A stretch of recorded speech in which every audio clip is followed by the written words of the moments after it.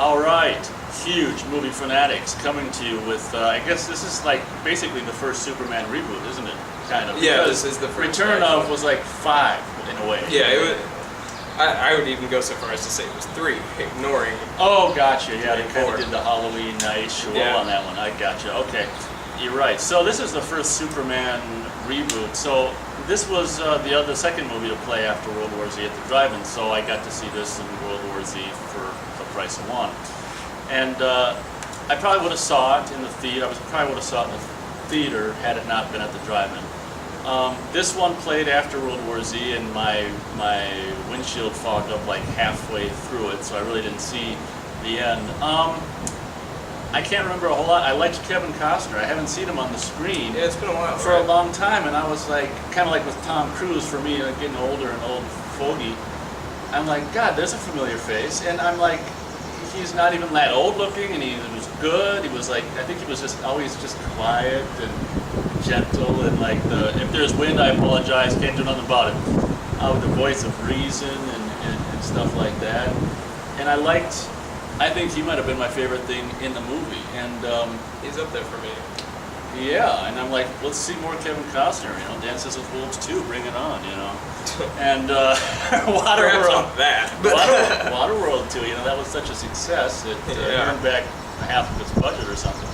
So Yeah. you just have to raise that atoll out of the ocean wherever they were filming it, and that could be about the movie. Waterworld 2, Atolls Rise. Anyway, Man of Steel.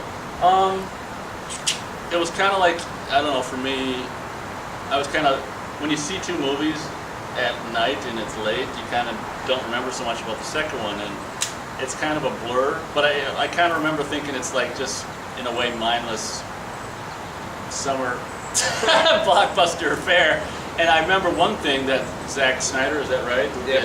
You know, he was a big fan of, I think, the second one or the first one or whatever. And, you know, he, in the opening, the credits of Superman Returns was great because it was like, you know, and he really embraced that theme. And for me, let's face it, this is the first Superman movie where that theme's gone. And that was huge for me that it was gone. It's just, I don't know, to me that's Superman because that's what it's always been. What was the very first scene? Oh, it seemed like he saved someone at a oil, what? No, it started on Krypton. Oh, right, they did all that first. They reset the origin story. Yeah, which I thought was fine. I mean, one thing I actually really liked, one thing that was like, oh my god, that's awesome, just the visuals of, was it late? Was it later? Maybe it was later after he's watching back his dad being played back. All the visuals of like, I can't remember, it was like, everything was gray. It was almost like Art Deco. It reminded me of like Metropolis, you know, the Fritz Lang movie. I don't know if I can make you understand what I'm talking about. I know what you're talking about. Because I think that's when he activated his dad or whatever, and he was talking about all kinds of stuff, and all these cool visuals were happening around him. I'd like to see that again. I mean, I'm going to see it again so I can actually see the end. But I don't know. Why don't you review and I'll remember more, and then I'll do stars. Okay. I'll just copy your review. I wasn't blown away. I wanted to really like this movie because it was Superman. It was a new take on Superman. I thought they were going to stick more close to the books and stuff like that, which recently I've been reading a lot more of and gotten into, because I sort of always dismissed Superman as kind of a namby-pamby hero, having basically just seen the movies and some of the old TV shows, Smallville and stuff like that. And so reading some of the actual books, particularly Superman for Tomorrow, Superman for All Seasons, and Whatever Happened to the Man of Tomorrow, those three are like just gold.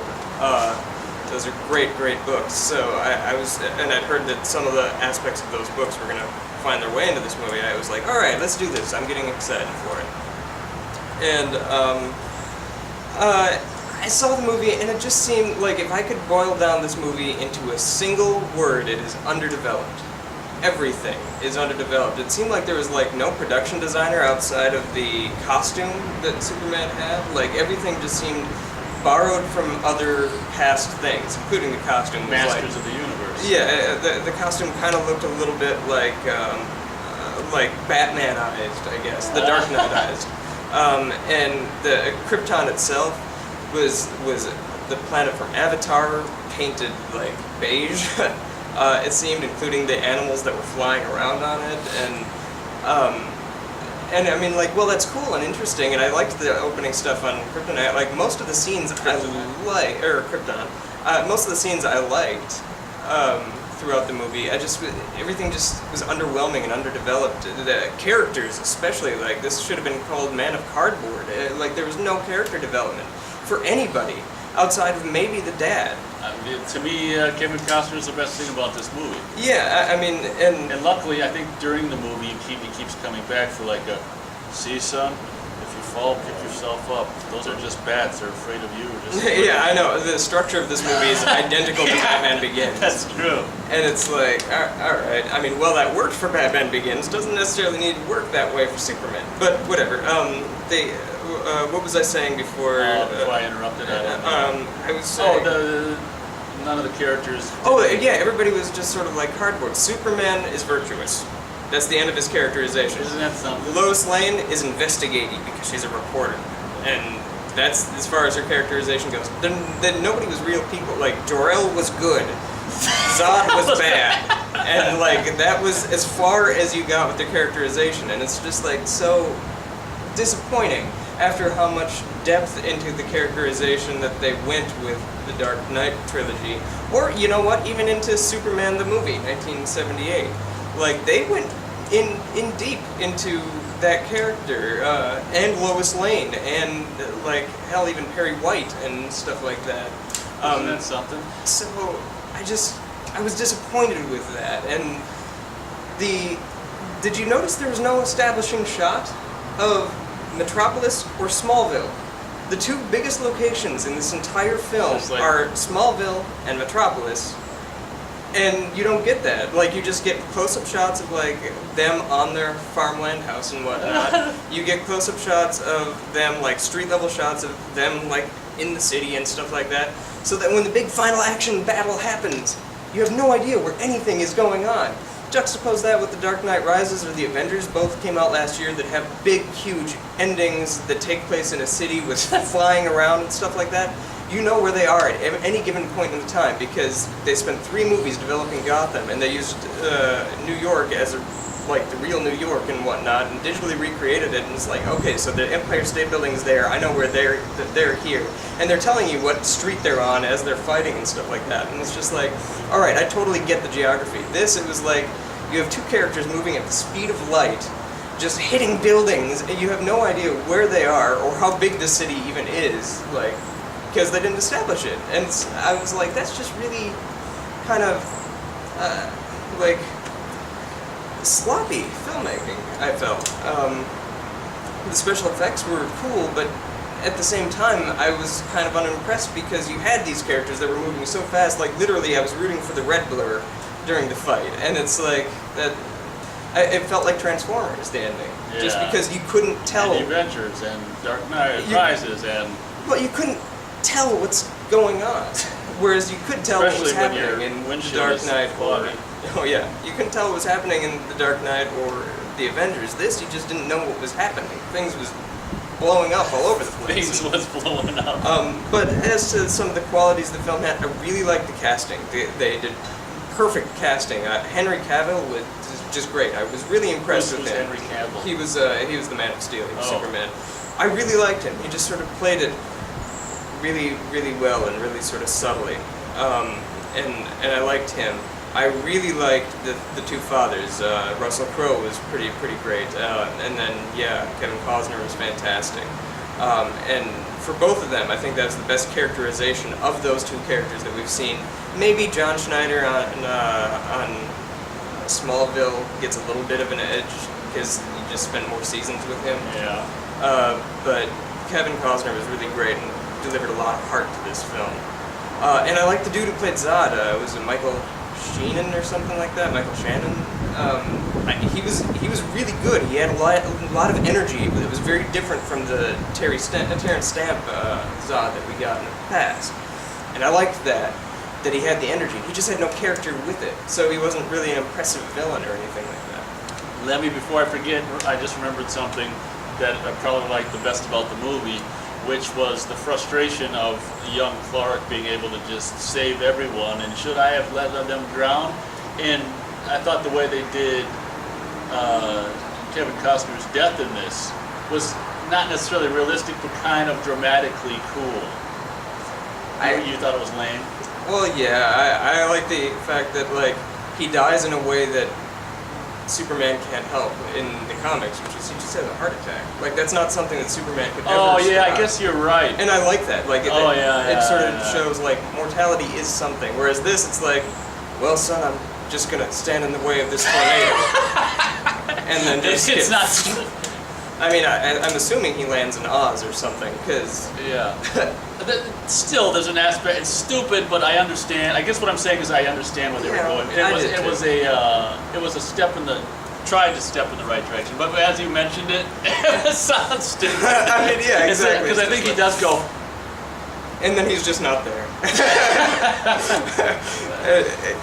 I mean, it's not funny at all, but I mean, Well, when you think it is. in He didn't die retrospect, it's for like, real. yeah. So And then my only other complaint is that like it didn't really know what I wanted to be, and this goes back to the underdeveloped thing where it's like, all right, they're gonna use the whole Jesus allegory to I like, forgot about that. and like, okay, that's cool. If you're gonna do it, run with it. Just take it. They run with it for about half of the movie, and then they just stop, and they're like, you know what, fuck it, let's just action. And then the other half, like, okay, if you didn't see the Jesus thing, they did like a hard science fiction alien invasion thing. Really like You've never seen it Independence before. Day. Yeah. Like it was, and I was like, oh, this is kind of cool. They're doing like hard science fiction. I mean, he is an alien after all. They've never embraced this in the movies. This is kind of cool. And so you see like the ships arriving and stuff like that. It's really hard science fiction till the middle of the movie, and then they're like, fuck it, action. And then I was just like, come on, just go. If you're gonna do something.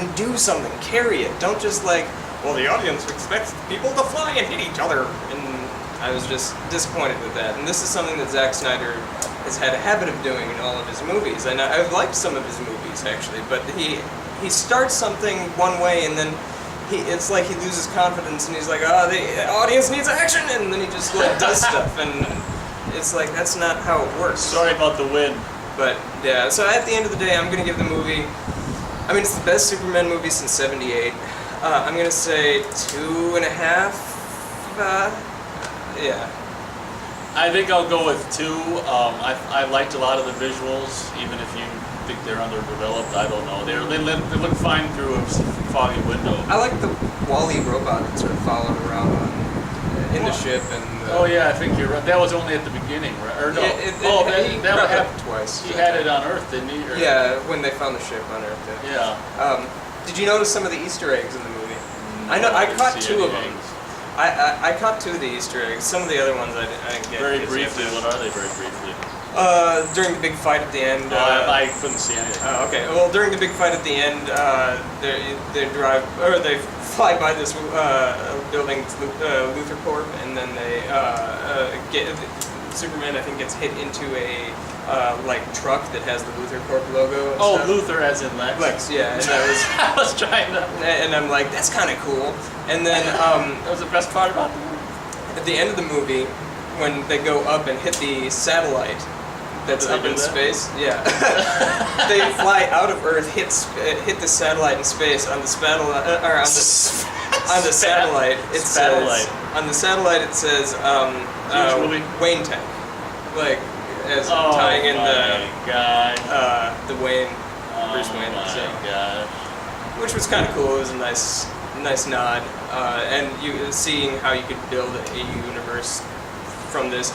This is how I think they should do number 2, because they want to like do a Justice League movie eventually, rather than just do a solo Superman 2 kind of thing.